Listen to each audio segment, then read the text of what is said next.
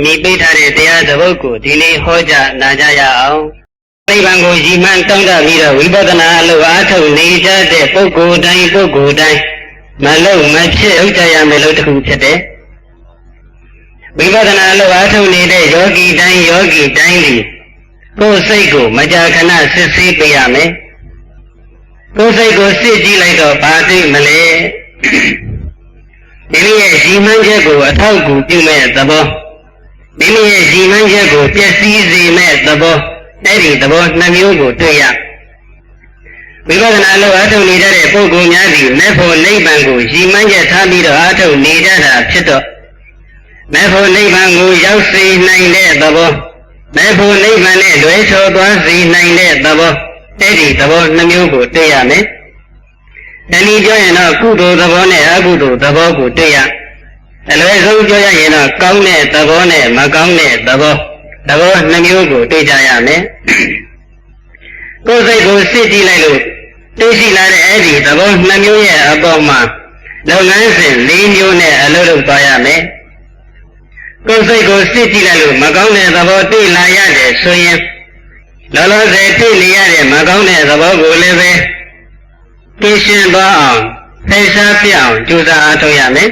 နောက်ကိုအဲ့ဒီလိုမကောင်းတဲ့သဘောဖြစ်မလာအောင်ကြိုးစားအားထုတ်ရဒါကလုပ်ငန်းစဉ်တစ်ခုလောလောဆယ်တွေ့နေရတဲ့မကောင်းတဲ့သဘောနဲ့အလားတူအခြားသောမကောင်းတဲ့သဘောများလည်းမိမိရဲ့စိတ်စဉ်မှာဝင်ရောက်မလာအောင်ကြိုးစားအားထုတ်ရမယ်ဒါလည်းလုပ်ငန်းစဉ်တစ်ခုအဲဒီလိုအဖြစ်မကောင်းတဲ့သဘောနဲ့ပတ်သက်ပြီးတော့လုပ်ငန်းစဉ်နှစ်ခုကိုယ်စိတ်ကိုစစ်ကြည့်လိုက်လို့ကောင်းတဲ့သဘောကိုတွေ့ရင်လည်းပဲလောလောဆယ်တွေ့နေရတဲ့ကောင်းတဲ့သဘောကိုလည်းပဲတည်တံ့ပြီးတော့နေအောင်တိုးပွားပြီးတော့လာအောင်ကြိုးစားအားထုတ်ရလောလောဆယ်တွေ့နေရတဲ့ကောင်းတဲ့သဘောနဲ့အလားတူအခြားသောကောင်းတဲ့သဘောတွေလည်းပဲမိမိရဲ့စိတ်အစဉ်မှာပြည့်စုံပြီးတော့လာအောင်ကြိုးစားအားထုတ်ရမယ်ကောင်းတဲ့သဘောနဲ့ပတ်သက်ပြီးတော့လည်းပဲလုပ်ငန်းစဉ်နှစ်ခုအဲဒီလိုအပြင်ကိုယ်စိတ်ကိုစစ်ကြည့်ပြီးတဲ့နောက်သဘောတရား2မျိုးရဲ့အပေါ်မှာလုပ်ငန်းစဉ်4မျိုးနဲ့အလုပ်လုပ်သွားမယ်ဆိုရင်မိမိတို့ရည်မှန်းတောင်းတတဲ့မဲ့ဖို့နိဗ္ဗာန်ကိုလွယ်ကူလင်းမြန်နဲ့ရောက်ရှိနိုင်ကြမှာဖြစ်တယ်သဘော2မျိုးနဲ့လုပ်ငန်းစဉ်4မျိုးဆိုတာကတော့အများသိတဲ့စကားနဲ့ပြောရရင်တော့သမ္မာပဋ္ဌာန်4ပါးပါပဲအဲဒီလိုသဘော2မျိုးပေါ်မှာလုပ်ငန်းစဉ်4မျိုးနဲ့အလုပ်လုပ်သွားမယ်ဆိုရင်ဒီရဲ့ရည်မှန်းချက်ကိုပြန်စွာရောက်ရှိနိုင်ကြမှာဖြစ်တယ်ဒီတော့မကောင်းတဲ့သဘောသိရှိလာတဲ့အခါမှာအဲ့ဒီမကောင်းတဲ့သဘောလေးကိုယ်စိတ်အစဉ်မှာမဖြစ်အောင်ကောင်းတဲ့သဘောလေးတွေ့လာတဲ့အခါမှာအဲ့ဒီကောင်းတဲ့သဘောလေးဖြစ်နေအောင်ဆိုတဲ့သဘောကတော့အခြေခံကမ္မတက္ကတာသမာဓိဋ္ဌိနေကနေပြောတာပါပဲတကယ်တမ်းကတော့မကောင်းတဲ့သဘောကိုလည်းပဲဝိပဿနာရဲ့ရှုခံအာယုံပြုကောင်းတဲ့သဘောကိုလည်းဝိပဿနာရဲ့ရှုခံအာယုံပြုပြီးတော့ကိုယ်စိတ်ကိုစစ်ကြည့်လို့တွေ့လာတဲ့ဒီမကောင်းတဲ့သဘောနဲ့ကောင်းတဲ့သဘော2မျိုးအပေါ်ကနေဝိပဿနာဉာဏ်မဉဏ်ဆိုတဲ့အနှစ်သာရတွေကိုထုတ်ယူကြရမှာဖြစ်တယ်။အဲဒီတော့ကိုယ်စိတ်ကိုစစ်တယ်ဆိုတာလောကဥပမာအဖြစ်ပြောရရင်တော့မှန်ကြည့်တယ်လို့ပါပဲ။လောကလှည့်ကြံပါခြင်းပုဂ္ဂိုလ်များမှန်ကြည့်တော့မှန်တဲ့ကမိမိရဲ့မျက်နှာရိပ်မိမိရဲ့ပုံရိပ်မှာမကောင်းတဲ့သဘောနဲ့ကောင်းတဲ့သဘော2မျိုးကိုတွေ့ရအဖို့အပည့်ပြောင်းကွယ်ဆက်ရှိတဲ့မကောင်းတဲ့သဘောကိုတွေ့လာရင်လည်းပဲတော်တော်လေးတွေ့နေတဲ့မကောင်းတဲ့သဘောလေးကင်းရှင်းသွားအောင်ကြိုးစားရမယ်အခြားသောမကောင်းတဲ့သဘောတွေလည်းပဲမိမိရဲ့ရုပ်အစဉ်မှာဖြစ်ပေါ်မလာအောင်ကြိုးစားအားထုတ်ရကောင်းတဲ့သဘောလေးတွေ့ရင်လည်းပဲလောလောဆယ်တွေ့နေရတဲ့ကောင်းတဲ့သဘောလေးတည်တတ်နေအောင်ကြိုးစားရမယ်အခြားသောနောက်ထပ်ကောင်းတဲ့သဘောတရားလေးတွေပဲလည်းပဲပြည့်စုံအောင်ချောသွားအောင်ကြိုးစားအားထုတ်ကြရမယ်အဲဒီလိုသဘော2မျိုးပေါ်မှာလုပ်ငန်းစဉ်4မျိုးနဲ့မှန်ကြည့်ပြီးတော့အလုပ်လုပ်သွားမယ်ဆိုရင်မိမိရဲ့မျက်နှာမိမိရဲ့ခန္ဓာကိုယ်လှပတင့်တယ်အောင်အကျိုးစားကျမ်းအောင်ပြုပြင်အားထုတ်လို့ရတယ်အဲဒီလိုပဲဝိပဿနာယောဂီများဒီလည်းပဲကိုယ်စိတ်ကိုမှန်ကြည့်တယ်လို့အမြဲတမ်းစစ်ဆေးပြီးတော့မကောင်းတဲ့သဘောတွေ့ရင်လည်းအဲ့ဒီသဘောကျင်းသွားအောင်ကောင်းတဲ့သဘောတွေ့ရင်လည်းပြည့်စုံအောင်ဆိုတဲ့တစ်ဆင့်တက်ပြီးတော့မကောင်းတဲ့သဘောနဲ့ကောင်းတဲ့သဘောကိုဝိပဿနာရဲ့အရှုခံအာယုံပြုပြီးတော့ဝိပဿနာဉာဏ်အစစ်စစ်မြင့်တက်သွားအောင်ကြိုးစားအားထုတ်ကြရမှာဖြစ်တယ်။အဲကြောင့်အာထာသောမှန်သည်ပစ္စေကနာထုံးမကောင်းတဲ့သဘောနဲ့ကောင်းတဲ့သဘောကိုဆင်ញံခြင်းကျိုးရှိပါပြီ။ တဲ့ဆိုခဏခမိမိရဲ့မျက်နှာနဲ့မိမိရဲ့ခန္ဓာပေါ်မှာတွေ့ရတဲ့မကောင်းတဲ့သဘောနဲ့ကောင်းတဲ့သဘောကိုဆင်ញံပြီးတဲ့နောက်မကောင်းတဲ့သဘောကိုဖယ်ရှား၍ကောင်းတဲ့သဘောတွေတိုးပွားအောင်ကြိုးစားရခြင်း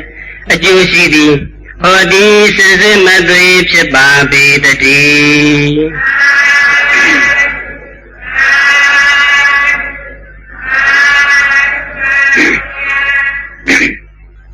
ကိုယ်စိတ်ကိုယ်စစ်ဆိုတဲ့စကားရက်မှာကိုယ်စိတ်ဆိုတာကတစ်ခုကိုယ်စစ်ဆိုတာကတစ်ခုအချက်နဲ့နှစ်ခုရှိအဲ့ဒီအချက်နဲ့နှစ်ခုကိုအခြေခံပြီးတော့သဘောတရား၄မျိုးခွဲလို့ရတယ်ကိုယ်စိတ်ကိုယ်စစ်တာကတစ်မျိုးကိုယ်စိတ်ကိုသူများစစ်တာကတစ်မျိုးသူများစိတ်ကိုကိုယ်စစ်တာကတစ်မျိုးသူများစိတ်ကိုသူများစစ်တာကတစ်မျိုးလို့၄မျိုးခွဲထုတ်လို့ရအဲ့ဒီ၄မျိုးထဲမှာသူများစိတ်ကိုသူများစစ်တယ်ဆိုတာကတော့သူများနဲ့ပဲသက်ဆိုင်တယ်ကိုယ်နဲ့ဘာမှမသက်ဆိုင်ဘူးကိုယ့်ရဲ့အကျိုးကိုယ့်အတွက်ဘာအကျိုးစီးပွားမှမရှိတဲ့အတွက်ကြောင့်အဲ့ဒီအချက်ကိုတော့ဦးဇင်းတို့ထည့်သွင်းပြီးတော့စဉ်းစားစရာမလိုဘူးရှေ့၃မျိုးကိုပဲထည့်တော့စဉ်းစားရရှေ့၃မျိုးထဲမှာလည်းပဲကိုယ်စိတ်ကိုစစ်ခြင်းကအဓိကပဲကိုယ်စိတ်ကိုသူများစစ်တာနဲ့သူများစိတ်ကိုကိုယ်စစ်တာဟာလည်းပဲကိုယ်စိတ်ကိုစစ်ဖို့အတွက်အထောက်အကူအချမ်းအရံအကြောင်းတရားတွေပဲကိုယ်စိတ်ကိုသူများစစ်တာလည်းပဲကိုယ်စိတ်ကိုစစ်ဖို့အတွက်သူများစိတ်ကိုကိုယ်စစ်တာလည်းပဲကိုယ်စိတ်ကိုပြန်ပြီးစစ်ဖို့အတွက်ဒီသူများစိတ်ကိုပဲကိုယ်စစ်စစ်ကိုယ်စိတ်ကိုပဲသူများစစ်စစ်ကိုယ်စိတ်ကောင်းမှုအတွက်ကိုယ်စိတ်အစဉ်အတန်မြင့်မားဖို့အတွက်ကိုယ်စိတ်အကြီးအသွေးမြင့်မားဖို့အတွက်ကိုသာဥတည်ချက်ထားရမှာဖြစ်တဲ့အတွက်ကြောင့်ကိုယ်စိတ်ကိုသူများစစ်ခြင်းနဲ့သူများစိတ်ကိုကိုယ်စစ်ခြင်းဟာလည်းပဲကိုယ်စိတ်ကိုစစ်ခြင်းရဲ့အောက်စဉ်အောက်မှာရှိတဲ့အချက်လက်များပါပဲကိုယ်စိတ်ကိုစစ်ခြင်းရဲ့အချမ်းအရံအကြောင်းတရားပူတွဲပါဝင်နေတဲ့သဘောတရားများပဲဖြစ်တဲ့ကိုယ်စိတ်ကိုစစ်ခြင်းလို့ပဲဆိုနိုင်တာပါပဲအဲ့ဒီသဘောတရား၃ခုတည်းကသူများစိတ်ကိုကိုယ်စစ်ခြင်းဆိုတဲ့အချက်ကိုရှင်းပြီးပါအာရုံပြုကြည့်ရအောင်သူများစိတ်ကိုကိုယ်စစ်ခြင်းဆိုတဲ့အချက်ကလည်းပဲလှုပ်တဲ့လှုပ်ထိုက်တဲ့အလုပ်တစ်ခုပဲသူများစိတ်ကိုကိုယ်စစ်ကြည့်လိုက်လို့သူများစိတ်မှာမကောင်းတဲ့သဘောတွေ့နေရင်သူ့လိုမကောင်းတဲ့သဘောမျိုးကိုယ်စိတ်မှာရှိလားကိုယ်စိတ်ကိုပြန်ဥတည်ပြီးတော့ဥလှည့်ပြီးတော့စစ်ကြည့်ကိုယ်စိတ်မှာအဲဒီလိုမကောင်းတဲ့သဘောမျိုးမဖြစ်အောင်ကြိုးစားမယ်သူများစိတ်ကိုစစ်ကြည့်လိုက်လို့ကောင်းတဲ့သဘောတွေ့လာရင်လည်းပဲအဲ့ဒီကောင်းတဲ့သဘောလေးကိုယ်စိတ်မှာရှိရလားပြန်စစ်ကြည့်အဲ့ဒီကောင်းတဲ့သဘောလေးကိုယ်စိတ်မှာရှိအောင်ကြိုးစားမယ်ဒီလိုသွားရအောင်ဒါကြောင့်သူများစိတ်ကိုကိုယ်စစ်တာလဲကိုယ်စိတ်ကိုယ်စစ်ဖို့အတွက်ပါပဲဒီတော့သူများစိတ်ကိုကိုယ်စစ်တဲ့နေရာမှာတော့ပရစိတ်တဝိဇာဏနာဘိညာရတဲ့ပုဂ္ဂိုလ်များကတော့သူများရဲ့စိတ်ကိုဓာတ်ရိုက်စစ်ဆေးလို့ရသူများရဲ့စိတ်ကိုဓာတ်ရိုက်သိနိုင်ပရစိတ်တဝိဇာဏနာဘိညာကိုမရရှိကြတဲ့ပုဂ္ဂိုလ်များကတော့စိတ်ကိုဓာတ်ရိုက်မသိနိုင်ဘူးဝစီကံပြောဆိုကာယကံအပြုမှုကိုကြည့်ပြီးတော့ပဲသူ့ရဲ့စိတ်ကိုသိရခန့်မှန်းလို့ရဘာလို့လဲဆိုတော့ဝစီကံပြောဆိုတဲ့ကာယကံအပြုမှုတွေဆိုတာလည်းပဲစိတ်ကနေပေါက်ဖွားပြီးတော့လာတယ်စိတ်ကနေမြင်ရှားခံတယ်စိတ်ကသာလျှင်ရှိသောကောင်းဆောင်စိတ်သာလျှင်အကြည့်အမှုဖြစ်စိတ်ကကောင်းရင်အပြောဆိုတဲ့အပြုမှုတွေကောင်းစိတ်ကမကောင်းဘူးဆိုရင်အပြောဆိုတဲ့အပြုမှုတွေမကောင်းဒီတော့မကောင်းတဲ့အပြောဆိုတဲ့မကောင်းတဲ့အပြုမှုကိုကြည့်ပြီးတော့သူ့စိတ်မကောင်းဘူးကောင်းတဲ့အပြောဆိုတဲ့ကောင်းတဲ့အပြုအမှုကိုကြည့်ပြီးတော့သူ့စိတ်ကောင်းတယ်လို့ဒီလိုအကဲခတ်ခွင့်ရဒီတော့ဝစီကံပြောဆိုတဲ့ကာယကံပြုမှုကိုကြည့်ပြီးတော့စိတ်ကိုစစ်ဆေးကြမယ်စစ်ဆေးပြီးတော့မိမိရဲ့စိတ်ထဲမှာသူတော်မှရှိတဲ့မကောင်းတဲ့သဘောမဖြစ်အောင်ကောင်းတဲ့သဘောလေးပြည့်စုံအောင်ကြိုးစားရမယ်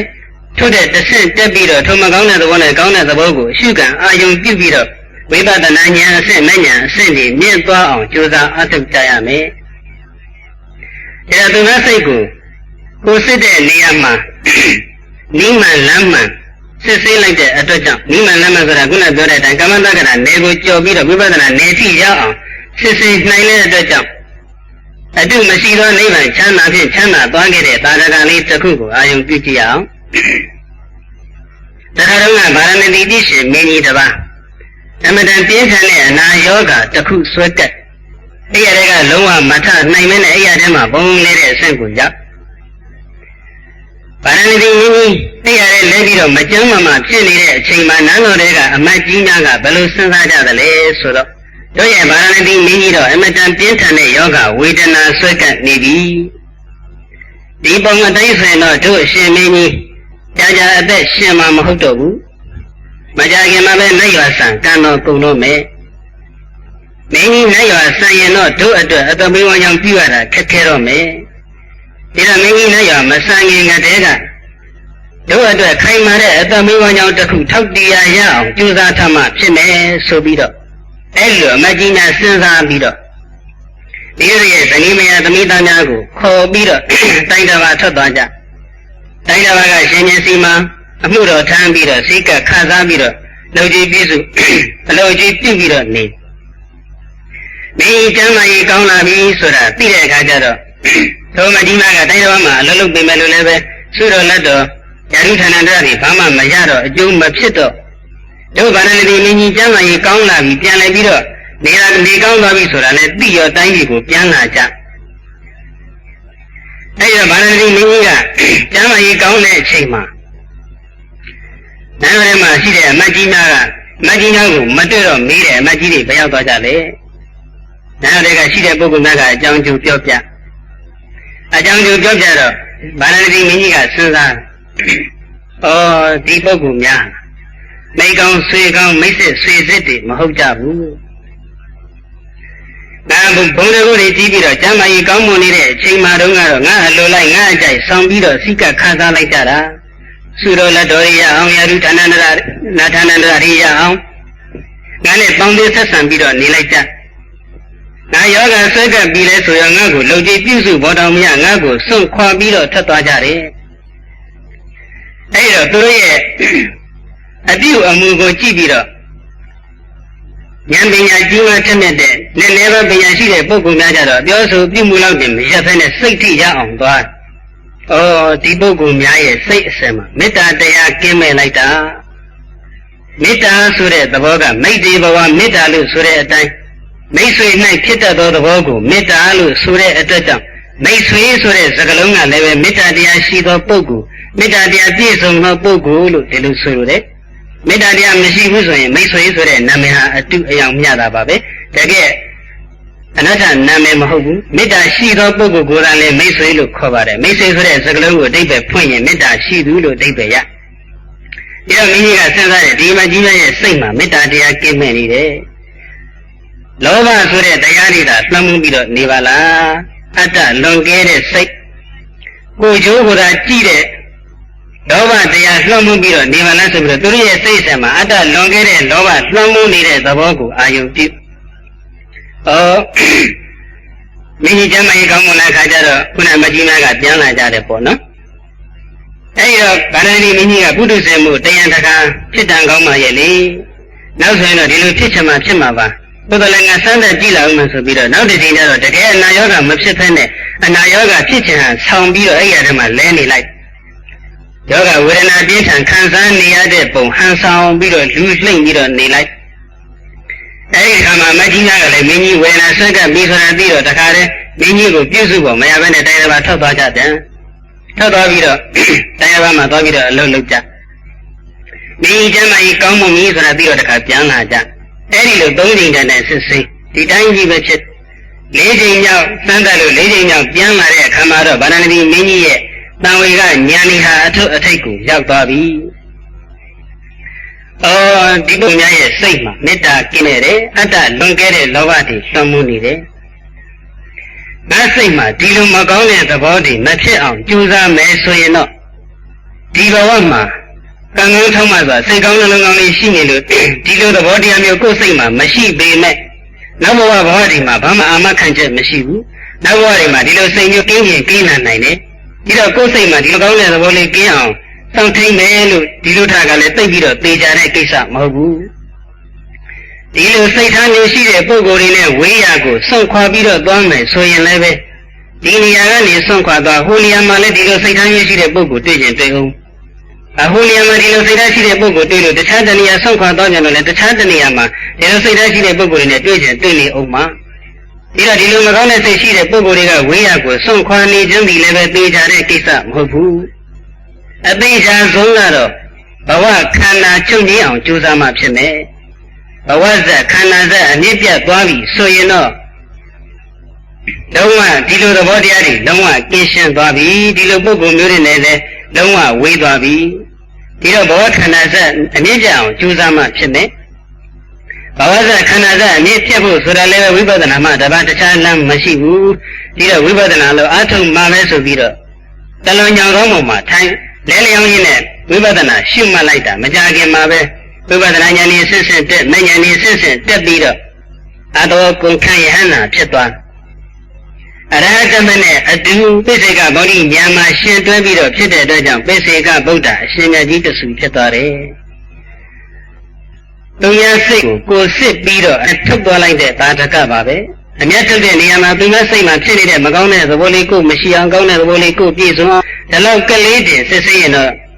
သိပြည့်ပြည့်ဝဝအမြတ်မထွက်ဘူးဘုရားလည်းပဲဒီသဘောကလည်းအခြေခံနည်းနဲ့ရှိတော့ရှိရမှာပါပဲ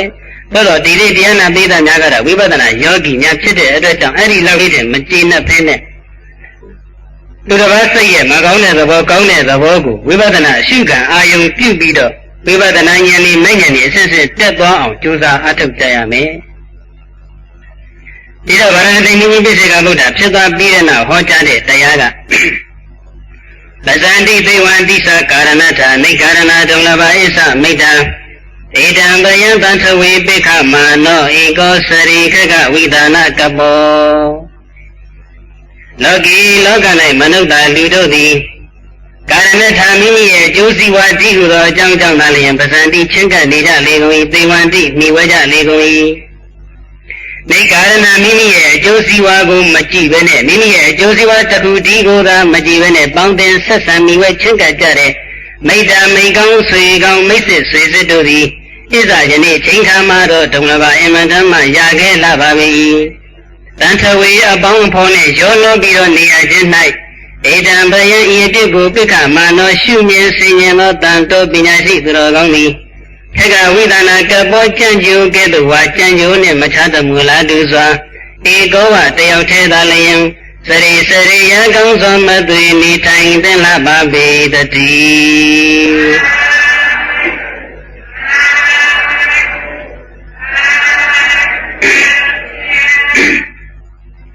နောက်တစ်ခုကသူများကိုယ်စိတ်ကိုသူများစစ်ခြင်းကိုယ်စိတ်ကိုသူများစစ်ခြင်းဆိုတာလည်းလိုအပ်တဲ့အချက်တစ်ခုပဲဒါကြမှာကိုယ်စိတ်ကိုစစ်ကြည့်လိုက်တဲ့အခါမှာကိုယ်စိတ်မှာဖြစ်နေတဲ့သဘောတရားရဲ့သဘောတရားကိုအမှန်အတိုင်းသိနိုင်တဲ့ဉာဏ်ကအမှီရဖြစ်နေတတ်တယ်ဒါကြမှာကိုယ်စိတ်ကိုစစ်တာကိုယ့်အကိုမှန်တယ်လို့ထင်နေပေမဲ့လည်းပဲမှန်မှန်ရင်းရလည်းလည်းချောချောဖြစ်နေတာမျိုးလည်းရှိတတ်တယ်အဲဒီလိုအခါမျိုးမှာမိမိစိတ်မှာဖြစ်နေတဲ့သဘောကိုကောင်းစေခြင်းနဲ့မေတ္တာစေတနာတရားရင်းခံထားပြီးတော့ထက်မြက်သောမှန်ကန်သောဉာဏ်နဲ့မှန်မှန်ကန်ကန်စစ်ဆေးပေးနိုင်တဲ့ပုဂ္ဂိုလ်စီချင်းကပ်ပြီးတော့ကိုယ်စိတ်ကိုစစ်ဆေးခံမှုလိုအပ်တယ်။အဲဒီလိုစစ်ဆေးခံတတ်ရင်ခံလိုက်လို့ရှိရင်ကိုယ်စိတ်ကိုအမှန်တိုင်းစစ်တတ်သွားတယ်။စစ်ပြီးတော့အမြတ်ထွက်အောင်ကြိုးစားအားထုတ်နိုင်တယ်။အဲဒီတော့ကိုယ်စိတ်ကိုသူများစစ်ပေးတဲ့နေရာမှာကိုယ်စိတ်ကိုသူများစစ်ချင်းကနေပြီးတော့အမြတ်ထုတ်တတ်ဖို့ဆိုရင်တော့အရေးကြီးလိုအပ်တဲ့အချက်ကသောဝဆတတဂုံပဲ။သောသတ္တရာဂုံဆိုတာကတော့ပြောဆိုဆုံးမလွယ်တဲ့ဂုံမိမိရဲ့အဖြစ်ကိုမေတ္တာပညာနဲ့ပြောဆိုလာတဲ့အခါမှာယုံကြည်လေးစားစွာခံယူပြီးတော့အဲ့ဒီအဖြစ်ကိုကင်းရှင်းအောင်ကြိုးစားအားထုတ်တတ်တဲ့သဘောမိမိကိုကောင်းရာကောင်းကြောင်ပြောဆိုညွှန်ပြလာတဲ့အခါမှာလေးစားစွာခံယူပြီးတော့အဲ့ဒီကောင်းရာကောင်းကြောင်အကျင့်ကိုလိုက်နာကျင့်သုံးတတ်တဲ့သဘောအဲ့ဒါကိုသောဝဆတတဂုံလို့ခေါ်တယ်အဲဒီလိုသောဝသတ္တဂုံနဲ့ပြည့်စုံမှကိုယ်စိတ်ကိုသူများစစ်ပေးခြင်းကနေအကျိုးအမြတ်ထွက်အောင်အားထုတ်နိုင်မယ်။အဲလိုမှမဟုတ်ဘဲနဲ့ငါလိုလူကိုသူကပြောရကောင်းလားသူကဘာမို့လို့လဲဆိုပြီးတော့အဲဒီလိုမာနစိတ်တွေရှိနေမယ်ဆိုရင်တော့ကိုယ်စိတ်ကိုသူများစစ်ပေးခြင်းကနေဘာအကျိုးအမြတ်မှထွက်လာမှာမဟုတ်ဘူး။သောဝသတ္တဂုံနဲ့ပြည့်စုံပြီဆိုရင်ကိုယ်စိတ်မှာဖြစ်နေတဲ့သဘောသဘာဝတွေကိုအမှန်အတိုင်းသူတစ်ပါးကစစ်ဆေးပေးလာတဲ့အခါမှာစစ်ဆေးပေးတဲ့အတိုင်းလိုက်လာကျင့်သုံးတဲ့အတွက်ကြောင့်အကျိုးအမြတ်တွေအစစ်အစစ်ထပ်ပေါ်ပြီးတော့လာနိုင်တယ်။အဲရှင်လက်ထက်တုန်းကအရှင်နိရုဒ္ဓမထေရမြတ်ကအရှင်သာရိပုတ္တရာမထေရမြတ်ထမ်းမှချင်းကပ်ပြီးတော့ကိုယ်စိတ်ကိုစစ်ဆေးခံခဲ့။ရှင်နိရုဒ္ဓမထေရမြတ်ကိုယ်စိတ်ကိုစစ်တယ်။စစ်တာအမှန်တိုင်းမဖြစ်နိုင်ဘူး။မှန်တယ်လို့ထင်တယ်သို့တော်လည်းပဲလွယ်လွယ်ချောချောဖြစ်နေတယ်။မိမိရဲ့ရည်မှန်းချက်ကိုမရောက်နိုင်ပဲဖြစ်။အဲဒီတော့ရှင်သာရိပုတ္တရာမထေရမြတ်ကြီးထံချင်းကပ်ပြီးတော့စစ်ဆေးခံစစ်ဆေးခံလဲဆိုတော့ရှင်သာရိပုတ္တရာမထေရမြတ်ကိုရှင်နိရုဒ္ဓမထေရမြတ်ကလျှောက်တယ်ရှင်ဗျာတပည့်တော်ရဲ့ဒိဗ္ဗစက္ခုအဘိညာဉ်နဲ့လောကဓာတ်တစ်ထောင်ကိုအချိန်မရွေးကြည့်နိုင်တယ်ဗျာ တတိတော်ရဲ့ဝရိယတရားတတိတရားသမာဓိတရားပတ္တိတရားတွေဟာလည်းအမတန်ကိုအားကောင်းပါတယ်ဗျာအဲ့ဒီလိုအစွမ်းစားတွေရှိပြီးတော့အဲ့ဒီလောက်အားထုတ်နေပါရဲ့နဲ့တတိတော်ဘာကြောင့်ယဟန္တာမဖြစ်နိုင်ရသေးတာလဲဗျာရှင်သာရိပုတ္တရာမထေရမြတ်ကိုလျှောက်အဲ့ဒီတော့ရှင်သာရိပုတ္တရာမထေရမြတ်ကြီးကရှင်တို့ကမထေရမြတ်ရဲ့စိတ်ကိုစစ်ဆေးပြီးတော့ပေးငါရှင်အနုရုဒ္ဓတထောင်သောလောကဓာတ်ကိုငါရဲ့ဒိဗ္ဗစကုအဘိညာဉ်နဲ့အချိန်မရွေးအလွယ်တကူကြည့်ရှုနိုင်တယ်ဆိုတဲ့စိတ်ကလေးဖြစ်နေတာဟာငါရှင်အနုရုဒ္ဓရေတင့်ရဲ့စိတ်အစဉ်မှာအဲ့ဒါမာနကိန်းနေတာငါရှင်ရဲ့စိတ်မှာမာနကိလေသာကြားခုနေတာအဲ့ဒီမာနဆိုတဲ့ကိလေသာတွေလည်းပယ်လိုက်စမ်းပါငါဝရိယတရားတွေသိအားကောင်းတယ်ကြိုးကြိုးစားစားအားထုတ်တယ်တတိတွေလည်းသိကောင်းနေတယ်အာယုံမှာကက်ခနဲ့သမာဓိတွေကလည်းသိပြီးတော့တည်ငြိမ်နေတယ်ပတ္တတိတွေလည်းဖြစ်နေတယ်အဲ့ဒီလိုဆန်းစားနေတာဟာငါရှင်အနုရုဒ္ဓရေတင့်စိတ်အစဉ်မှာဥဒ္ဒစ္စဖြစ်နေတာကွဥဒ္ဒစ္စဆိုတဲ့စိတ်ပြန့်လွင့်မှုပါပဲဒါလောက်အစွမ်းအစရှိတဲ့ပုဂ္ဂိုလ်ငါလိုပုဂ္ဂိုလ်မျိုးကဒါလောက်ကြိုးကြိုးဆန်းဆန်းအားထုတ်လို့တတိသမာဓိတွေအားကောင်းနေပါရဲ့နဲ့ဘာလို့ယဟန္တာမဖြစ်နိုင်ရသေးတာလဲလို့အဲ့ဒီလိုတွင်းနေတာကတော့ငါရှင်အနုဒ္ဓရဲ့စိတ်မှာကုက္ကုဆဝင်နေတာကုက္ကုဆဆိုတဲ့ကိလေသာကြားခိုနေတာအဲ့ဒီကုက္ကုဆကိုလည်းပယ်လိုက်စမ်းပါကုက္ကုဆဆိုတာကတော့လုပ်တဲ့ပြုလုပ်တဲ့နာကိုမပြုလုပ်ခဲ့လို့မပြုလုပ်တဲ့နာကိုပြုလုပ်ခဲ့ပြီလို့နောက်တရတဲ့သဘောကိုကုက္ကုဆလို့အများစုကတော့လွယ်ကူသိထားကြဒီနေရာမှာတော့လုပ်တဲ့လုပ်ထိုက်တဲ့အလုပ်ကိုလုပ်ပါရဲ့နဲ့လုပ်တော့အကျိုးမရတဲ့အတွက်ကြောင့်နောက်တဖြစ်နေတာလဲဒါလည်းကုက္ကုဆပဲလို့မှတ်ကြပါ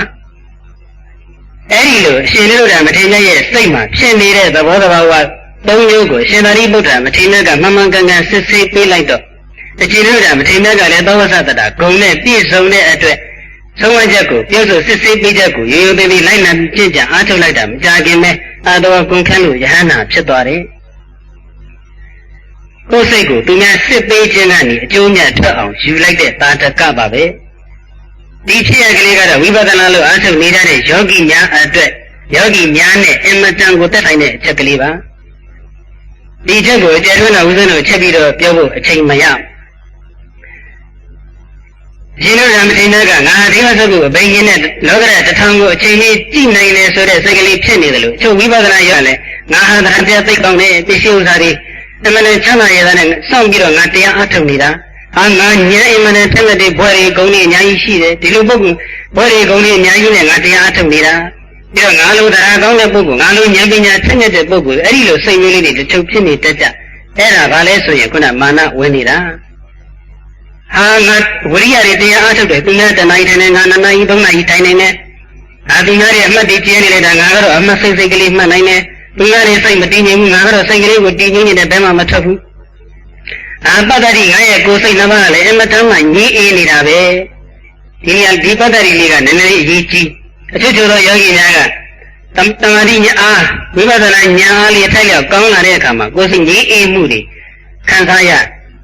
ဝိတပိတော်တို့ဘုရားမွေးကြတဲ့ကဒီနေ့ဒီချိန်ထိဒီလိုငြိအေးမှုမျိုးဘယ်တော့မှမခံစားခဲ့ဘူးဘယ်လိုငြိအေးမှကိုမသိဘူးဘုရားဆိုပြီးတော့အဲ့ဒီငြိအေးနေတဲ့သဘောလေးကိုပဲတရားယူတရားပြီးလို့ထင်နေတတ်ကြမဟုတ်သေးပါဘူးဝိပဿနာရဲ့ညီညွတ်ကြောင့်တရားဖြစ်တဲ့ဒီရှုအားကောင်းလာတဲ့အခါမှာဒီကိုယ်စိတ်ညီခြင်းဆိုတာကဖြစ်တတ်ပါတယ်ငါတသက်နဲ့တော့မခံစားဘူးတဲ့ညီခြင်းကိုခံစားနေရပြီဆိုပြီးတော့အဲ့ဒီလိုဖြစ်နေတဲ့စိတ်ဒီလည်းပဲခုနရှင်သာရိပုတ္တရာမထေရမြတ်ကြီးကဥဒ္ဒစ္စပဲငါလိုတရားကောင်းတဲ့လူငါလိုဉာဏ်ပညာထက်မြက်တဲ့လူဒါလောက်အားထုတ်နေပါရဲ့ကနေဘာလို့ဉာဏ်စင်နေမတက်ရတာလဲဘာလို့ငါတတ်တတ်မဖြစ်သေးရတာလဲဒီလိုလဲတွေးတတ်ကြတချို့ညာမျက်ရည်ကျပြီးတော့ချုံမချငိုတဲ့ထိတောင်ဖြစ်တတ်ကြအဲ့ဒါဘာလဲဆိုရင်ကုက္ကုဆပဲအဲ့ဒီသုံးမျိုးကိုပယ်မှအဲ့ဒီသုံးမျိုးကိုစိတ်ထဲမှာနှလုံးမသွင်းမဲ့ထားပြီးတော့ကြိုးစားကိုတကယ်အလုပ်လုပ်ရမယ်အလုပ်ကလေးကိုပဲပစ္စုပန်ကြပရမတ်ဆိုင်လုပ်သွားမယ်ဆိုရင်အချိန်တန်တဲ့အခါမှာမိမိရဲ့ရည်မှန်းချက်ကအောင်မြင်သွားမှာပါပဲဒါကြောင့်ရှင်နုရုဒ္ဓမထေရရဲ့စိတ်ကိုရှင်သာရိပုတ္တရာမထေရမြတ်ကြီးစစ်ဆေးပေးတဲ့အချက်ဟာဝိပဿနာယောဂီများမကြာခဏနှလုံးသွင်းတဲ့အချက်ပါပဲနိရိနံဝဘဝတ္တယံပတ္တိဝိသတတိနံဝိသတတိနံမိမိရဲ့အပြစ်ကိုမှန်တိုင်းပြောဆိုညွှန်ပြလာသောပုဂ္ဂိုလ်ကိုအပြစ်ပြောတယ်ဆိုတဲ့နေရာမှာလည်းပဲကဲ့ရဲ့ရှုံချခြင်းလို့အပြစ်တင်ခြင်းလို့ဂုဏ်သတင်းပြည့်စေခြင်းလို့နာမည်ပြည့်စေခြင်းလို့အဲ့ဒီလိုမကောင်းတဲ့စိတ်ထားမျိုးနဲ့အပြစ်ကိုပြောလာရင်တော့ ဒါကိုထည့်သွင်းစဉ်းစားနေကြမလို့ပါဘူးဥပ္ပခါပြုလိုက်ကြုံပါပဲကောင်းစေခြင်းနဲ့မေတ္တာစေတနာနဲ့မှန်မှန်ကန်ကန်စစ်စစ်ပေးလာရင်တော့ဝိဇ္ဇတတိနာမိမိရဲ့အပြစ်ကိုမေတ္တာပညာရှိထား၍ပြောဆိုညွှန်ပြစစ်စစ်ပေးလာတဲ့ပုဂ္ဂိုလ်ကိုနိဒိနဝဘဝတာရံရွှေအိုးကိုညွှန်ပြလာသောပုဂ္ဂိုလ်ကိုကဲ့သို့ပတိပတိယကောင်းစွာမသွေရှုမြင်သင်လာပါပေတည်း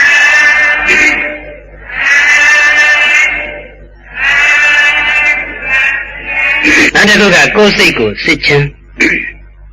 ကိုယ်စိတ်ကိုစစ်တာကတော့ဒါအဓိကအကျဆုံးပါပဲကိုယ်စိတ်ကိုစစ်တာကတော့လွယ်လဲအလွယ်ကူဆုံးပါပဲ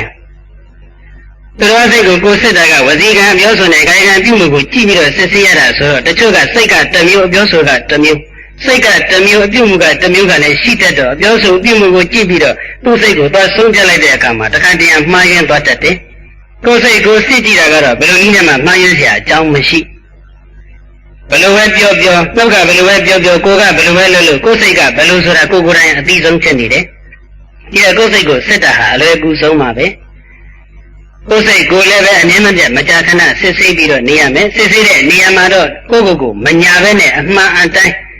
မှားရင်လည်းမှားတယ်မှန်ရင်လည်းမှန်တယ်ဆိုပြီးတော့တိတိကျကျမှန်မှန်ကန်ကန်ကလေးစစ်ဆေးဖို့တော့လိုအပ်စစ်ဆေးတဲ့အခါမှာလည်းပဲမကောင်းတဲ့သဘောကင်းအောင်ကောင်းတဲ့သဘောတွေပြည့်စုံအောင်ဆိုတဲ့ဆန်းလောက်တဲ့မကပဲနဲ့ကိုယ်စိတ်မှာတွေ့နေရတဲ့မကောင်းတဲ့သဘောနဲ့ကောင်းတဲ့သဘောကိုဝိပဿနာရဲ့အရှုခံအာယုံပြုပြီးတော့ဝိပဿနာဉာဏ်အစစ်စစ်နဲ့ဉာဏ်အစစ်စစ်မြင်သွားတဲ့ထိအောင်အမြတ်ထုတ်တတ်ဖို့လိုအပ်တယ်ဒီနေရာမှာလည်းပဲအတူယူစရာသိကောင်းတဲ့ဖြစ်ရကလေးတစ်ခုကိုအာယုံပြုကြည့်ရအောင်တခါတော့ကံတိတိုင်းကရွာတရားမှာတန်ရချင်း2ယောက်ရှိအဲ့ဒီတန်ရချင်း2ယောက်ဟာအင်မတန်ချစ်ခင်ကြလေယာလုပ်ငန်းနဲ့အသက်မွေးလေတော်တဲ့ကိုအလုပ်လုပ်တော့လည်းအတူတူသွားကြလေထဲမှာအလုပ်လုပ်နေပြီဆိုရင်အနီးနားမှာရှိတဲ့တစ်ပင်ကြီးတစ်ပင်အောက်မှာရေဘူးကိုစီကိုရေဘူးလေးတွေကိုတစ်ပင်အောက်မှာထားပြီးတော့အလုပ်လုပ်ကြရေစာပြီးဆိုတော့မှတစ်ပင်အောက်သွားပြီးတော့ရေလေးတောက်အမောပန်းလေးဖြေးပြီးတော့မှအလုပ်ဆက်လုပ်အဲ့ဒီလိုအလုပ်လုပ်ကြတနေ့ကျတော့အဲ့ဒီတကယ်ချင်း2ယောက်ထဲက1ယောက်ကအလုပ်ပြန်မှပြီးတော့ရေစားလာလို့ရေတောက်မယ်ဆိုပြီးတော့တစ်ပင်အောက်ကိုသွားတကယ်ချင်းကတော့လေခွန်းထဲမှာအလုပ်လုပ်တုံးမယ်အဲ့တော့တစ်ပင်အောက်ရောက်လို့ရေဘူး2ဘူးကိုရေဘူးနားလေးရောက်တယ်ဆိုရင်ရေဘူးကန်ကြည့်ပြီးတော့ရေဘူး2ဘူးကိုကြည့်ပြီးတော့စိတ်ထဲဘယ်လိုဖြစ်တယ်လဲဆိုတော့ငါတကယ်ချင်းလည်းလေထဲမှာအလုပ်လုပ်နေတယ်ငါ့ကိုမမြင်ဘူးပြီးတော့သူ့ရေဘူးတွေကရေကိုငါရှူတောက်လိုက်ရရင်ငါရေဘူးတွေကရေအချိန်ကြာကြာလေးတောက်ရမယ်အကုန်တတ်တာမယ်ကြာကြာလေးတောက်ရမယ်ပြီးတော့ငါရေဘူးတွေကရေကိုကြာကြာလေးထိမ့်သိမ်းဆုံးရှုပ်တဲ့အနေနဲ့သူ့ရေဘူးတွေကရေလေးကိုငါရှူတောက်လိုက်မယ်တကယ်ချင်းလည်းမြင်တာမဟုတ်ဘူးဆိုပြီးတော့ကိုယ်ရေဘူးတွေကရေမတောက်ဖက်နဲ့သူများရေဘူးတွေကရေကိုတခါတည်းရှူတောက်လိုက်ကိုယ်ရေဘူးတွေကရေလေးကြာကြာခံအောင်ဆိုတဲ့ရည်ရွယ်ချက်နဲ့အဲ့ဒီလိုလေးရှူတောက်ပြီးတော့တခါတည်းအလုပ်ဆက်လုပ်တတိယလုပ်ငန်းပြီးတော့လို့ညနေခင်းအလုပ်သိမ်းတဲ့အခါကျတော့အနီးနားကစမ်းချောင်းလေးတစ်ခုမှာရေဆင်းချိုးကြရေဆင်းချိုးတော့အဲ့ဒီရေခုတ်တောက်မိတဲ့တကယ်ချင်းကအရင်ဆုံးရေချိုးပြီးတော့ကုန်းပေါ်တက်တက်မြောက်မှာထိုင်ရင်းနဲ့တကယ်ချင်းကိုထိုင်ဆောင်တကယ်ချင်းကရေစမ်းမှာရေချိုးတော့တက်မြောက်ထိုင်ဝက်စားလေးပါလေးလဲပြီးတော့တကယ်ချင်းကိုစောင့်ရင်းနဲ့သူ40ပြုလုပ်နေကြလုပ်ငန်းလေးတစ်ခုလုပ်ဘာလုပ်လဲဆိုတော့ငါဒီနေ့ဘာမှကောင်းတာများလုပ်ခဲ့တယ်လေဒါလေးပြန်ပြီးတော့စစ်ဆေးတယ်လို့ဒီအလုပ်ဟာလောကရေးရာမှာရောဓမ္မရေးရာမှာရောကြည်ဝါတိုးတဲ့လိုတဲ့ပုဂ္ဂိုလ်တိုင်းဟာမိမိရဲ့ကာယကံဝစီကံမနောကံနေ့စဉ်နေ့တိုင်းညနေတိုင်းညတိုင်းအရာဝင်ငန်းဤတိုင်းအမြဲတမ်းစစ်တဲ့ရှင်းနိုင်ရင်တော့မကြာခဏဆိုသလိုချိန်တိုင်းစစ်စစ်တဲ့ဒါကြည်ဝါတိုးတဲ့ခြင်းရဲ့အကြောင်းပဲဒီအကျင့်ကလေးဟာဒီမျိုးကောင်းသားရဲ့စိတ်အစစ်မှာရှိနေဒီနေ့ငါဘာမကောင်းတဲ့များလုပ်ခဲ့တယ်လေလို့ပြန်ပြန်လှန်လှန်စဉ်းစားကြည့်လိုက်တော့ငါတကယ်ချင်းတွေကရေကိုငါတကယ်ချင်းစီကရေကိုတကယ်ချင်းကိုမပြောပဲအတိမပေးပဲနဲ့တကယ်ချင်းအလစ်မှာငါခိုးတော့လိုက်မိပါလားအဒိနာဒါနအကုသိုလ်မှုကြီးတော့ဖြစ်သွားပြီငါတကယ်ချင်းတွေကရေကိုငါတကယ်ချင်းစီကရေကိုတကယ်ချင်းကိုမပြောပဲတိမပေးပဲနဲ့တကယ်ချင်းအလစ်မှာငါခိုးတော့လိုက်မိပါလားအဒိနာဒါနအကုသိုလ်မှုကြီးတော့ဖြစ်သွားပြီဒီအဒိနာဒါနအကုသိုလ်မှုကြီးဟာတဖြည်းဖြည်းနဲ့ကြီးကျယ်လာရင်တော့ဒီအမှုဟာငါ့ကိုအပယ်ငရဲပို့တော့မှာပဲဒီတငုံစားဒီတစ်ဖက်ကခိုးတော့ຢာကနေတဖြည်းဖြည်းနဲ့ဒါ ပို့ပြီးတော့တမိုးရှိတဲ့ပစ္စည်းတွေခိုးလာရင်းနဲ့ကြာလာရင်တော့တကယ်ကိုအကြီးစားတခုကြီးဖြစ်ပြီးတော့အဲ့ဒီမကောင်းတဲ့အကုသိုလ်အမှုကြီးတွေကငါ့ကိုအပယ်ငရဲကနေခေါင်းဖောက်ခွင့်မရအောင်အကျိုးပေးတော့မှာပါလားဒီအကုသိုလ်အမှုကိုငါပယ်သမှဖြစ်မယ်ဒီရဲ့ကာယကံပိုင်းဆိုင်ရာအပြုမှုကိုစဉ်းစားပြီးတဲ့နောက်အဉာဏ်ရှိတဲ့ပုဂ္ဂိုလ်ဆိုတော့စိတ်အစဉ်ထိရောက်အောင်အစ္ဆဒတိရောက်အောင်တွေးဒီလိုခိုးတာဘာကြောင့်လဲဩစိတ်အစဉ်မှာလောဘတရားဝင်ပြီးတော့သတ်မှုသွားလို့ပါလားသူတစ်ပါးရဲ့ရေကိုမတရားလိုချင်တဲ့သဘောကိုယ်ရေလေးနှမျောတဲ့သဘောကိုယ်ရေလေးကြာကြာတည်တဲ့စေခြင်းတဲ့သဘောအဲ့ဒီလောဘသဘောလေးကြောင့်ဒီလိုခိုးတဲ့မှုကြီးဖြစ်သွားတာပါလားဩလောဘတဲကြောက်ရှာကောင်းပါလားအချစ်ဆုံးတန်ငယ်ချင်းရဲ့ရေကလေးကိုတောင်မှမပြောဘဲနဲ့ငါတောက်လိုက်မိတယ်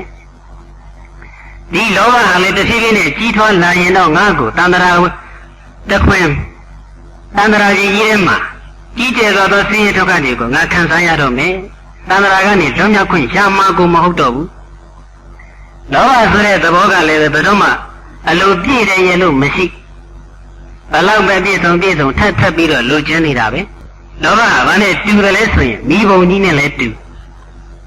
မိဘုံကြီးဟာလောင်စာတွေဘလောက်ပဲထက်တော်ပြီးတန်ပြီးလို့တားညစ်တယ်မရှိထက်တဲ့လောင်စာကြီးသည်ဖြစ်စေငယ်သည်ဖြစ်စေထက်တဲ့လောင်စာကိုအကုန်လုံးလောင်မြိုက်ပြစ်မယ်လောင်စာရဲ့အပေါ်မှာတင်းတင်းချင်းမရှိတာမိရဲ့သဘောထို့အတူပဲလောဘဟာလည်းပဲ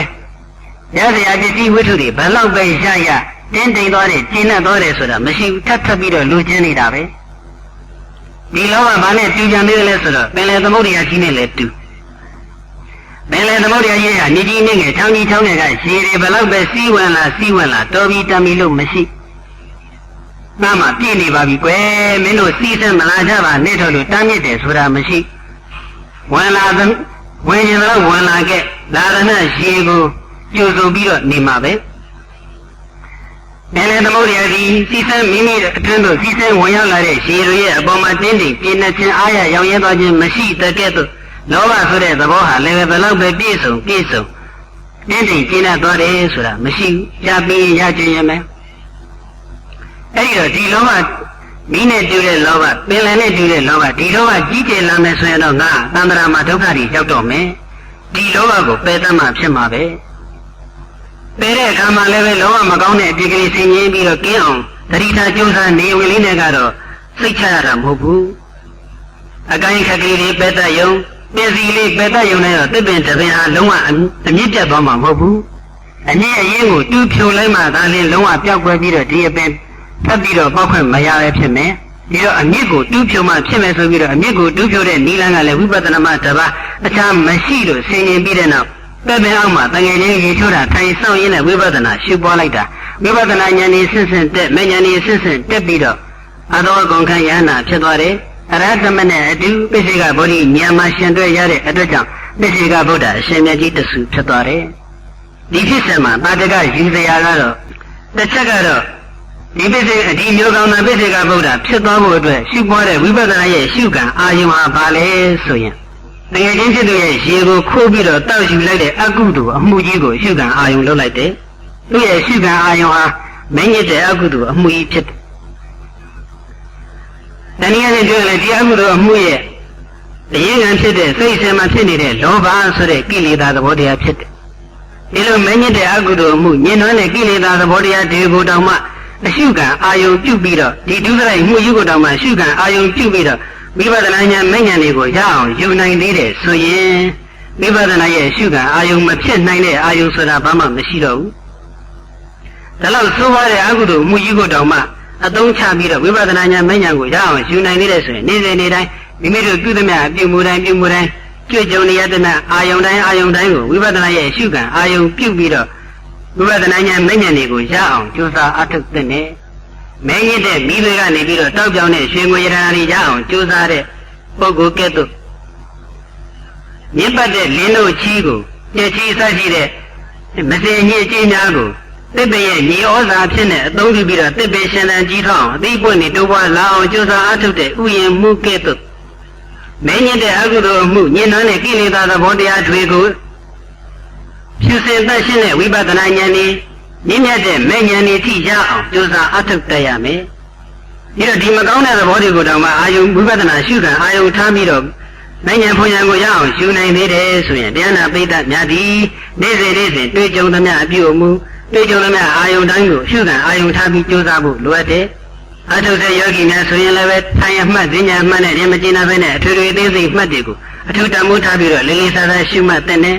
အိမ်ပြန်မဲ့ပုဂ္ဂိုလ်များဆိုရင်လည်းပဲမိမိရဲ့လူမှုကိစ္စအိမ်မှုကိစ္စတွေပြုလို့အားထုတ်နေရင်းနဲ့အလေးကျင့်လေးလို့တတိလေးထားပြီးတော့ဝိပဿနာရှုမှတ်မှုကိုကြိုးစားအားထုတ်တဲ့နဲ့သူများဖြစ်ပြီးခိုးတဲ့အမှုကြီးကိုတောင်မှအရှုခံအာရုံလုပ်နိုင်သေးတယ်ဆိုရင်တော့နေ့စဉ်လုပ်နေတဲ့ပြုမှုလေးတွေလူမှုကိစ္စအိမ်မှုကိစ္စလေးတွေကိုအရှုခံအာရုံမလုပ်နိုင်ကြပါအကြောင်းမှမရှိပါဘူးဒါကတစ်ချက်နောက်တစ်ခုကဒီမျိုးကောင်းတဲ့ပိစိကဗုဒ္ဓဖြစ်သွားတာတကယ်ကြီးရေချိုးနေတာကိုတက်ပြောက်ကထိုင်ဆောင်ရရှုမှလိုက်လို့ဖြစ်သွားတာဆိုတော့ငါတဝေခါရီတော့ဖြစ်ပါရဲ့ဒီစိတ်တွေကင်းအောင်ငါဝိပဿနာရှုမှဖြစ်မယ်အိမ်ပြန်ရောက်မှပဲဘုရားရှိခိုးတင်မင်ခွေထိုင်ပြီးတော့မျက်စိလေးမဲ့အေးအေးသေးအားထုတ်မယ်ဆိုပြီးတော့အဲ့ဒီလိုရည်ရွယ်ချက်နဲ့သာပြန်သွားမယ်ဆိုရင်တော့ထုံမျိုးကောင်းလားဒီပိစိကဗုဒ္ဓဖြစ်ခြင်းမှဖြစ်မယ်အခုတော့တဝေခဉာဏ်ကိုအကျွေးမထားပဲတို့ချင်းဝိပဿနာလိုအားထုတ်ခြင်းနဲ့စိတ်ကိုအကျွေးမထားပဲနဲ့စိတ်ဖြစ်ချင်းချက်ချင်းအားထုတ်လိုက်တဲ့အတွက်ကြောင့်တက်မြောက်မှတန်ခါးကြီးရေချိုးတာထိုင်ဆောင်ရင်းနဲ့တခါတည်းပိစိကဗုဒ္ဓဖြစ်သွားတယ်ဒါလေးကိုလည်းပဲနမူနာယူပြီးတော့ငါတို့ဒီဘုရားကနဲ့မှအေးအေးဆေးထိုင်နေတဲ့အချိန်ကြမှရိတ်တာမှအေးအေးဆေးအချိန်ယူပြီးတော့အားထုတ်နိုင်တဲ့အချိန်ကြမှပဲတို့အားထုတ်တော့မယ်လို့နှလုံးမသွင်းကြဘဲနဲ့ဘဝခန္ဓာရလာလို့မလွဲမရှောင်နိုင်ပြုလို့အားထုတ်နေရတဲ့အိမ်မှုကိစ္စလူမှုကိစ္စလေးတွေကိုပြုလို့အားထုတ်နေရင်းနဲ့လည်းပဲအလေးအကျင့်လုပ်တတိထားပြီးတော့ကြိုးစားအားထုတ်ကြရမယ်ဆိုတဲ့အချက်ဒီအချက်နှစ်ခုကိုတရားနာပိဋကများသင်္ကန်းစာယူကြရမှာဖြစ်တယ်။ဒါကြောင့်ဤသို့ကုလဗုဒ္ဓဤမျိုးကောင်းသားသည်ပါဏိယတာတကယ်ချင်းဖြစ်သူရဲ့တောက်ရည်ကိုထိနေတဝါခိုးပြီးတော့ပိဝိဒဘာဝံတောက်အပ်သည့်အဖြစ်ကိုဝါတောက်လိုက်တဲ့မကောင်းမှုအကုသိုလ်ကြီးကိုအာရမံကတဝဝိပဿနာရဲ့ရှုခံအာယုံပြုပြီးတော့ဝိပဿနာကိုဝတ္တတဝတူပွားစေခဲ့သည်ရှိသောပိစေကဘောဓိဉာဏံပိစေကဘောဓိဉာဏ်သို့ပါပုနီကောင်းသောမသွေဆက်ရောက်တော်မူခဲ့ပါပေတည်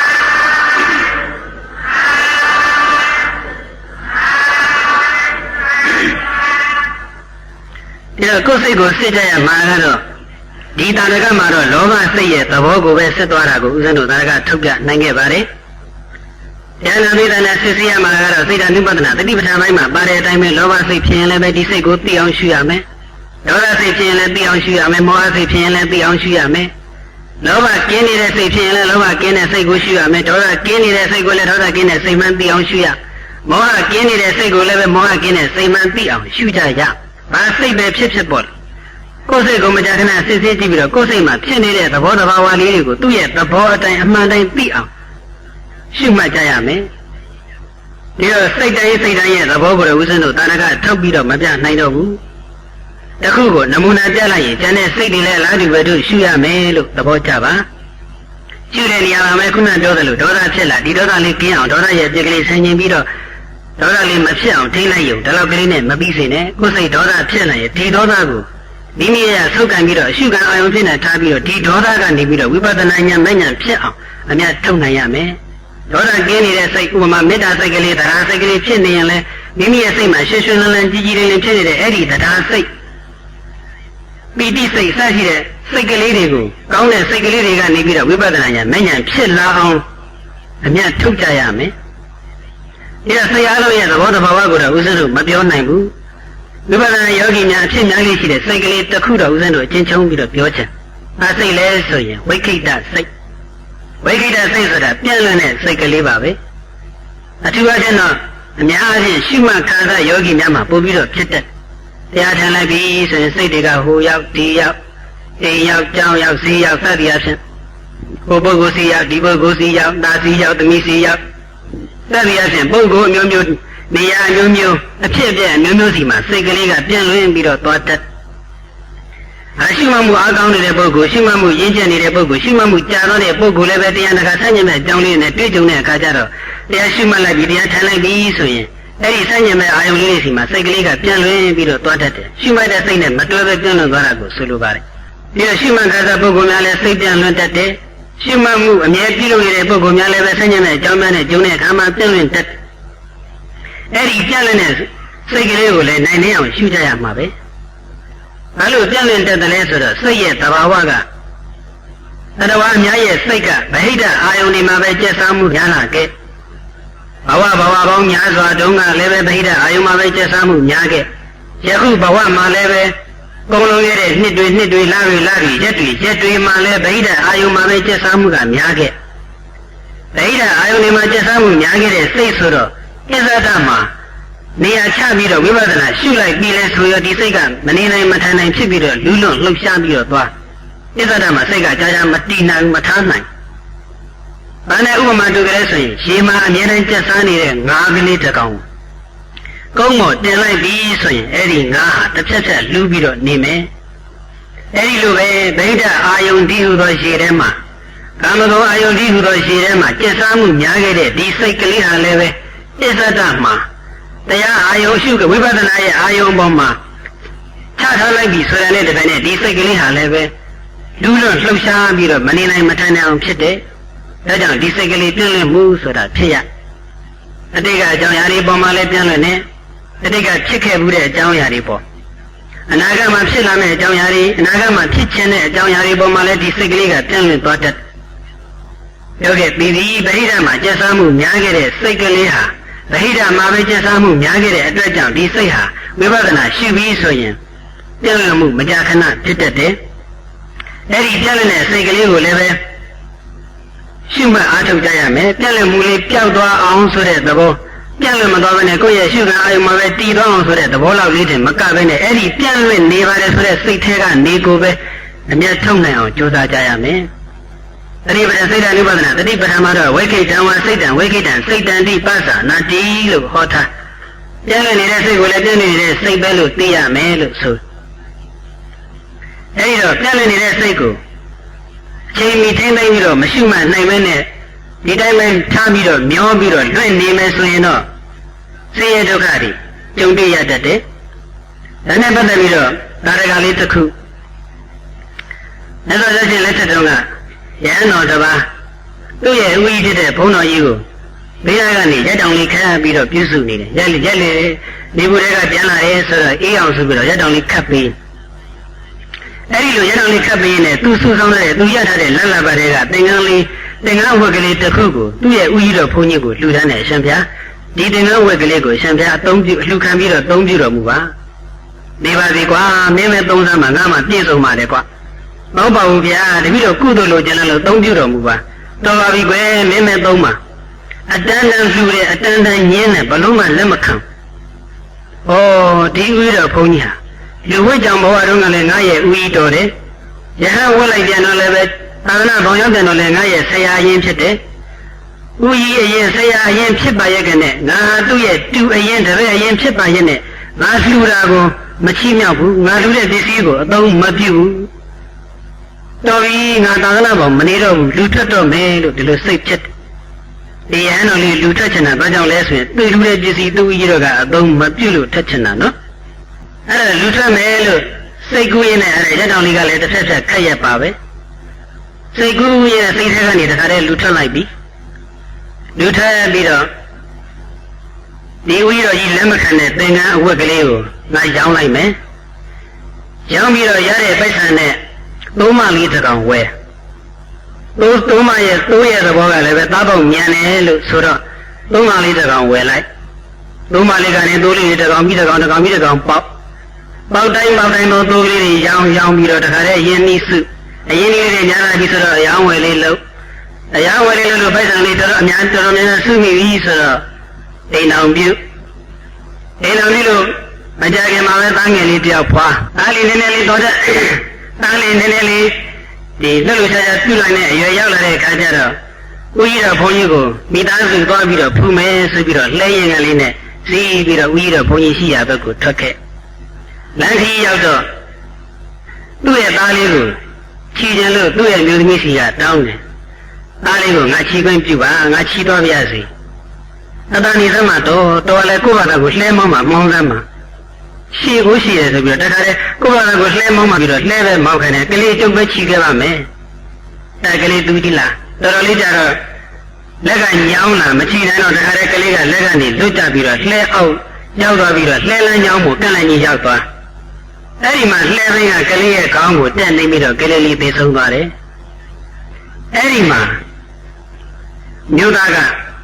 Di Mima Toto Atomajare Mima Nachi Melo Joro Levenago Mabe Dubara Chileno Leve Telego Lady Haja Chimanago Huji Aujaravi Telebe Songavi Toto Sure Mima Vesaga Takare Nudi Namone Nene Mima Georgian Takare Jake Seburagane Mima Georgian Shala Abiyama Takare Yadam Kayana Yadam We are Pony Gango down on a commie We are Pony Gamali Dapo Gamali Jada Kabiam down Liboli, no? Jada let to Mima was sick to Runeso, the Chabita Kanana Jada, Materia on the town on the town on the Yadam Gat, the Seta Mini of it, no? Materia Lebama will go out. Now, Doma Materia Kanana Lega Vira Tarama, Segali Jandaria, oh, Nasegli Lotavana. Yalan Lore Seiko, a chainy, a rivetane, Vibadane, Tension, Matension, Nilade at the jump. The Josie Wame, Pierre, Taraga Libabe. The Lucy Yugaro, the Domina Shida Bare, with a blowing and counted Bola Johnny that showed you at the Aga Soma, Mahodo Vetamino. The Takura Jolao, the Karuna, Doya de Amma, the Yazaka point. They are Toja, Anima, no media, they are tiny in it. The he so good she like. Chayogi let Jaja the Polly. And as the yesterday, Saint the Manasia made it, the Gamai. Kuna, the tiny lunga, he so good she and Jala de, Jaiva Alone Tija. The Gamai PD, but I did it, or tell it, and they are Toya, Amadango, one young the city. Never the city, the water city, Pibio, the Gamai, he so good she like that, and Mahobabu Paya, and I said, Basilo, a hero Yarale. Silva Paya, the video, they are tiny in it, the video is Sega, Tinlandwa. Sega, the young lesser, the video, a few words, Yalba. A few words, the video is Yizane, Chainaka, Yava change him a little, Yiza would be that. Then get up, Petare, Yasanai, Niva Ede, Shima, Jama Ede. 8 years, the Bamago, Kenneth Polipa, Jama Silla Gava made, denoting it up later. Era the video is the Pogoga, Bamago, Kenneth Bolita, Bamago, Jobito, Kamu, or Jare, Kega. Kamu, Imagine, Taino, Nudoro. The video figure, let's say that, any bomb use of the Baya. Era the video liberating Ayogo, Massia, the video is an Matuyaro. Eddie is the video to the deal, he's a video she later Paya. They are PD Badari, the Chilojam Hobabu, no? Anything as I did, Eddie the Gama level, the other Biba level, Mahi, the good Nametan, no? We were a yogi, no? A yogi, Machita, a big yogi, the town, Josata, no? Savida Jana, a yogi, a big yogi, the Macau, a yogi, the Rashi, no? The show, Segariga, Jan, they don't think Yari, one is Yari, one Nagare, Jari, Piantui, the Segariga Janida, changing Matina and a piano. I take a CCA, Jari, Jan, the Tia Bido, Takare, Murabu, the he Tabido, Mur. Arago Vega Yogi Gayo, the Churia, the Bogumia Shadow. Shout the new Bogugale, Gumura, take a CCA, Jungle, Murelu, Meshabu, the other in a secret, but look at Matia, like an Hojane powder and Muchalite, Era Teave, Tiari Teta, I go let the Ariteta Tenila, they get up the home, I take a chicken, thing, Jan Bibida, he having Munira, no? That's how he yogi Masiba, Zine, he yogi Masiba, Zine, a big yogi little child, Josajava, Luzano, Yochimare. Guna Yanora, wake it as Segalo, wake it as Raymond Bion, Shuma Line and November, Mania, Punyana, the Arian, Yadovare. So, Yano and Bada Bido, Messoja, Hojare, the Yagado. During America, Sarah, and the Ranguha, the Yam, yes, Satan, the Yamit, Mokanti, Mara, Bandana. During Gama, away to be bought at all. During Gama, Beda, Iona, Kilanta, Satan, Sego. Yajamo go to the Tayametani Conga, Bibadana Yajan, the Diba Champion, Shuma, Boaz, Tame Social Naya Legui. They told Germany, go Shuma, Bona, Naino Bugurudi, Mara, Banana, Mami, and now put it on the Abama. Mara, Banana, Mami, and now put it on the work. Those are the one with Yuma. မောက်ခန္ဒီကောင်းဆောင်မသွေလွတ်မြောက်နိုင်ကြလေကုန်သတည်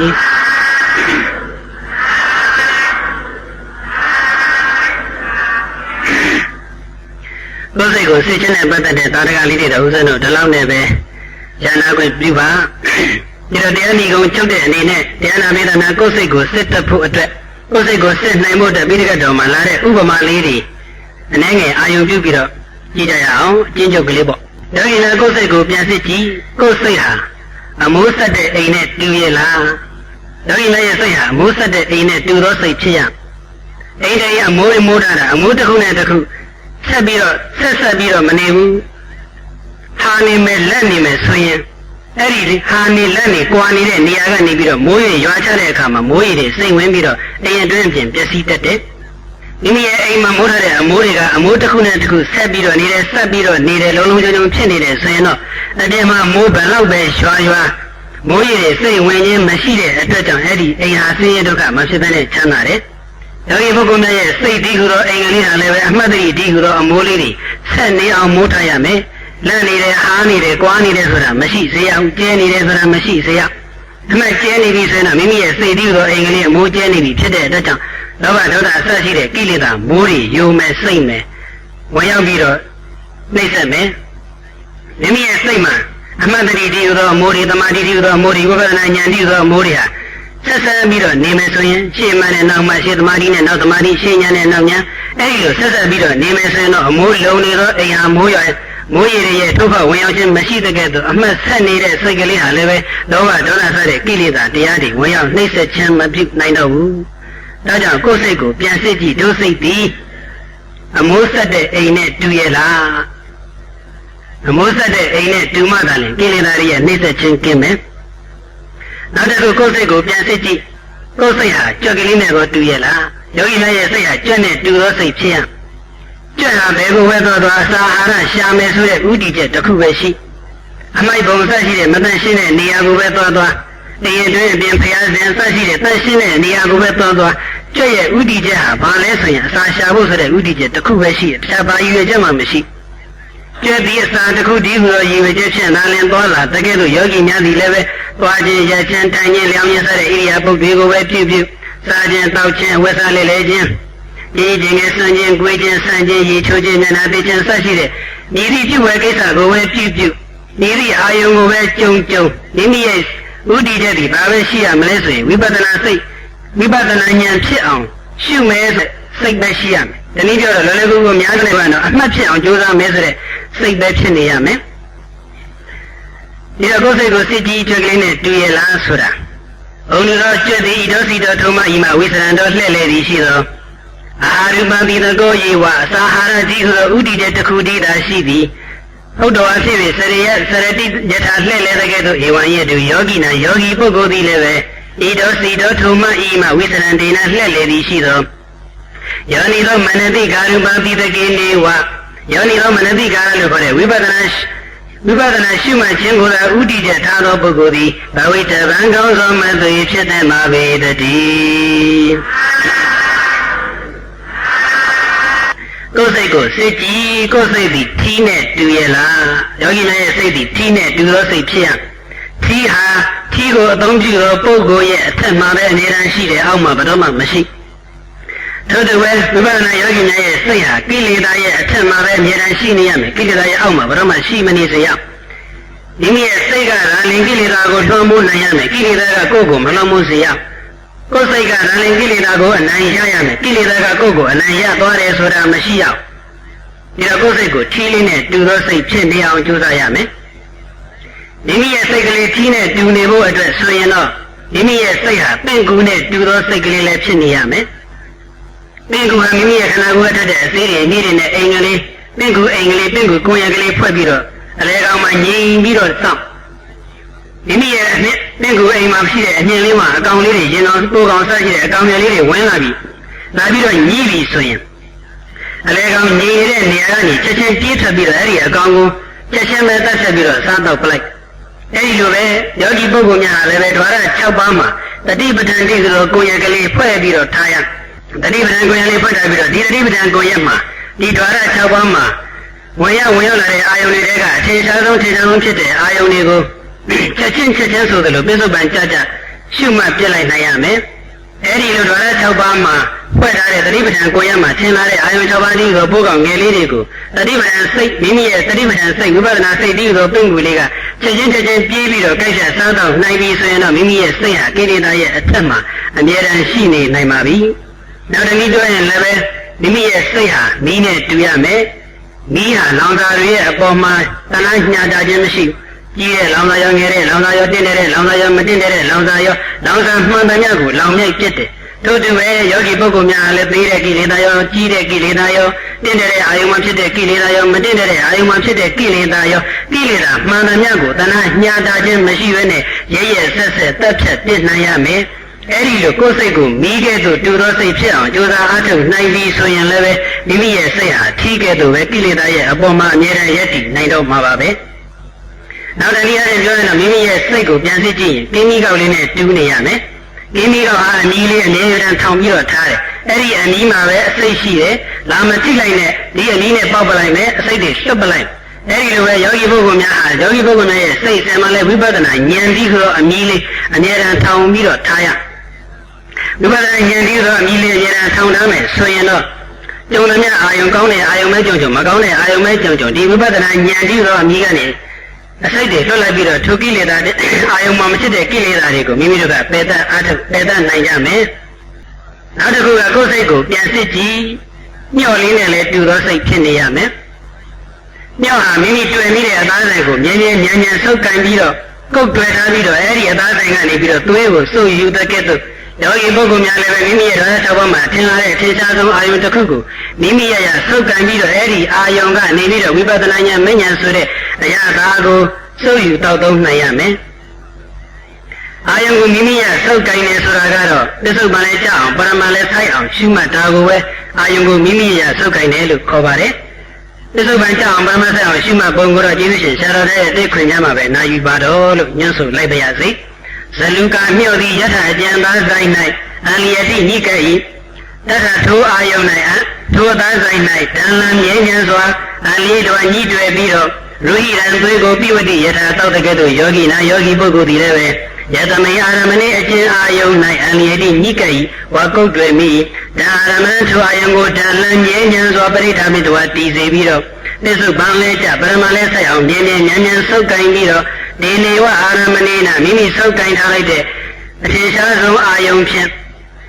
ဝိမု ക്തി ရတံကိလေသာမှလွတ်မြောက်ခြင်းဘဝခန္ဓာမှလွတ်မြောက်ခြင်းဆိုတဲ့အရာသာကိုဝိမု ക്തി ရတံနိဗ္ဗာန်ရှိသောအကောင်းဆုံးဖြစ်တဲ့အရာသာကိုပိဝိတဗံကောင်းသောမသွေတောက်သုံးတင်ပါပေတည်း